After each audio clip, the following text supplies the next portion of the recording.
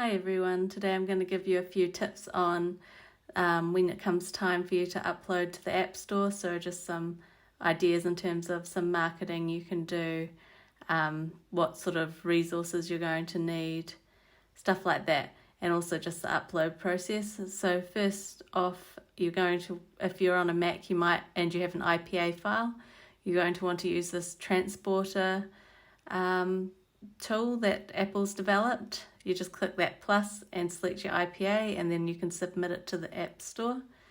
Another way is if you don't have a Mac or if you're using Expo, you can actually auto-submit once the build finishes. In that case, you don't actually need the Mac, and it's actually a bit easier because you don't need to manually upload the IPA. So that's the way that I'd kind of do things typically now. If I was building my app inside Xcode itself, then you've got this option to go Product Archive, and once that process is finished, it will pop up a window and allow you to submit to the App Store. So once you've submitted, you're going to want to open your browser and head on over to App Store Connect. You're going to want, if you're going to want a paid app, you're going to need to have filled out some data in the agreement tax and banking module, and also you're going to want to make sure you're up to date with any of the agreements there. So if I just click on that, I've got one that's sort of out of date here. If you don't have these all signed, then you typically don't get paid out your money. So yeah, I can go and view and agree to those if I wanted to. I find the paid apps one updates quite regularly. The free apps updates a little bit less regularly. If you have any apps already on the App Store, you can view any analytics on this App Analytics page.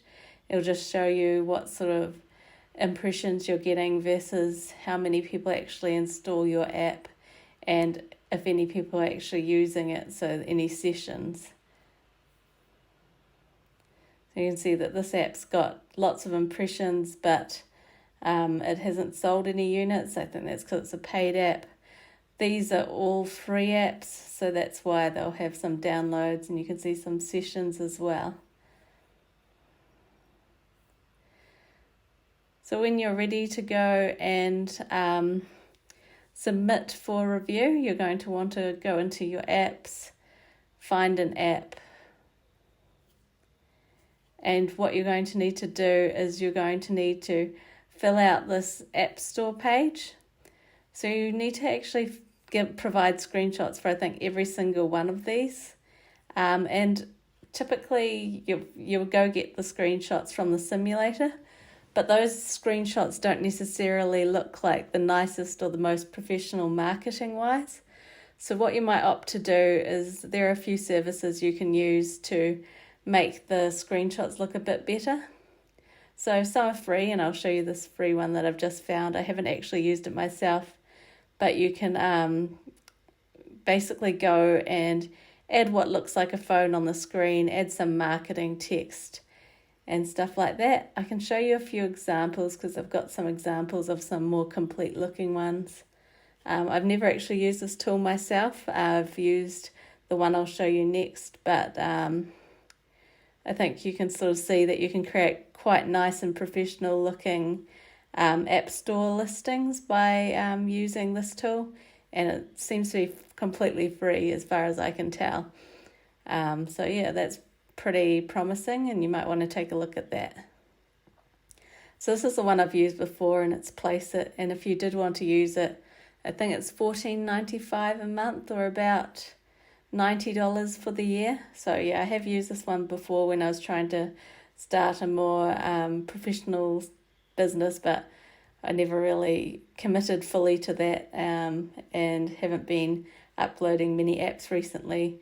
But it gives you lots of options. You can change things quite easily, and change colours quite easily, change the text, and just make it look however you want it to look with your own branding colours. So this can be quite useful for creating professional marketing images for your App Store listing. will just make you look a bit more reputable if you've got something other than just the direct screenshot, which I think I do have for a few of my apps, but yeah. You can also provide some promotional text that's usually a short message, and you can provide a description of what your app does and any keywords relating to it. You should have a support URL. It's required. So that might just be your website, or maybe if you have a social media page, you could link to that if you don't have a website. Marketing URL, that would just be any sort of nice images or videos of your app, so any specific to your app, and a copyright would just be linking back to your yourself, and then you can provide like version and stuff like that. Here you can add a build, so if you're going to submit, you're wanting to add a build, so I can just go select a build and it'll show all my available builds. And this is for when so for every app you submit to the App Store, they're going to go ahead and review it, and it'll be an actual person reviewing it. So you're going to need to leave your contact details in case they want to get in contact with you. I've never had that before. Usually when they reject me for whatever reason or need something changed, they send it in as a message through one of these pages on the App Store Connect. So I haven't actually had a direct email or call. But if you require like a user to log in so that they can test the functionality, then you need to provide them a username and password and any sort of additional notes that might help them navigate. And also you can attach a file if that's helpful for you.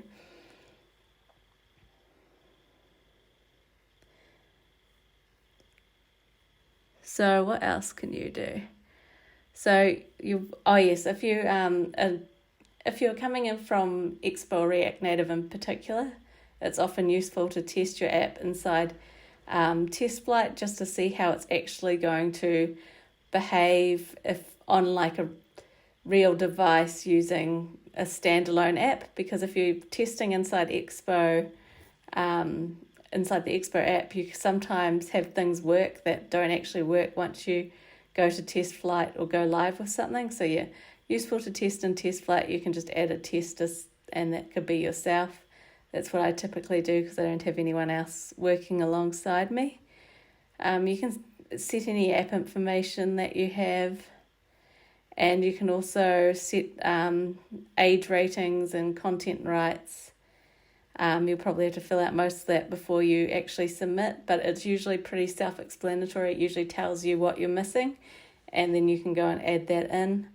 If you're wanting a paid app, you can choose what price you want to sell your app for, and you can specify which countries you want to make it available in.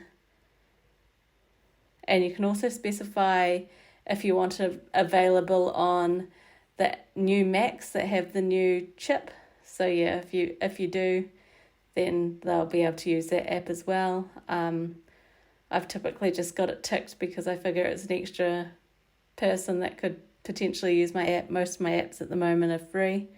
And you can offer a reduced price on the Apple School Manager for volume purchases as well. So you're going to also have to fill out this app privacy. So you're going to need a privacy policy URL. So there are a few good generators online if you don't have your own privacy policy yet. So just Google policy generator and go from there. And yeah, that's pretty much it. Once you're ready to submit, you'll go back to this page, I think. No. You'll go to this page and go add for review, and they'll get back to you usually within 2 days or so. I usually find it's a lot faster than it used to be. It used to be up to like 2 weeks, but yeah, now it's pretty reasonably fast. So once you go live, you're probably going to want to do some marketing. So if you have an Instagram or something like that, or a Facebook, you can post to your friends. You might go on TikTok and make a few videos to try and sort of get the publicity for the app out there. If you know anyone in your target audience, you're going to want to go and approach them. They might know other people in their target audience that they can refer to the app, and then you've got sort of more user base. And you can also use these Apple search ads. So the good thing about these Apple search ads is you can actually choose the app, choose the countries you want to advertise in, enter a monthly budget. So that could be $5,000, and enter your max cost per install. So basically what it's saying is it's only going to charge you for cost per install if someone goes and clicks on it and then actually installs the app. And so I'm only going to, I'd only typically use this if I've got a paid app, and I would typically make it less than what I was going to sell the app for, and less than my share would be from Apple themselves, because I'm wanting to basically ensure that if it sells, I'm still getting some money. So my ad's actually not costing me anything. It's just promoting me and getting me potential customers that I wouldn't have had otherwise. So yeah, I typically set this below what I would get from Apple, which I think you get 70%. I can't quite remember. I haven't got many paid apps at the moment. And yeah, because I'm setting this as less than what I'm getting from Apple, then I'm quite happy to enter a high monthly budget, because I know that my sales are going to, my cost of this is going to be offset by my sales, basically. So yeah, I find this search ads is quite cool, but unfortunately I'm not selling many paid apps at the moment. So if I made a bigger app, I might use it a bit more. I've got these small apps, but I've only specified a max cost per install of 50 cents. And that's just because I'm only selling them for like $1. So I'd only get about 70 cents from Apple. And so it's not worth me setting the install cost higher.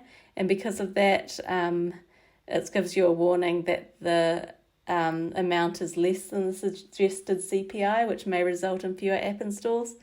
Basically, I'm not bidding enough to get my my apps showing up there, and that's why I'm not getting probably any installs off them, because they're probably very infrequently showing because I've set this so low. So yeah, it'd work better with an app that costs a bit more. Say you've got like a $30 app, you could set like a $5 cost per install, and it would get promoted by Apple, and you may get some more customers that way. So yeah, I hope this video has been helpful to you. There are many other ways you can market and sort of focus on your user engagement. I do have another video on user engagement that you can check out, and also another video on automatic submission to the App Store using the Expo CLI. So yeah, if you want to check those out, I'll link them in the description. And yeah, I hope you enjoyed this, and I'll see you guys again soon.